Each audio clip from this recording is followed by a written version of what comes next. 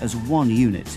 Each of the four corners of the divan then receive a reinforced cardboard protector, which helps to ensure that the divan isn't damaged in the most vulnerable areas during transit.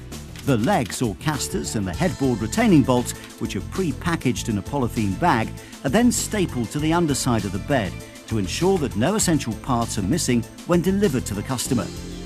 And finally, the base is moved to the automated wrapping area, where it is packaged in thick, heavy-duty polythene and automatically heat-sealed, labelled and finished, and moved to its designated storage bay, ready to be married up with an appropriate mattress.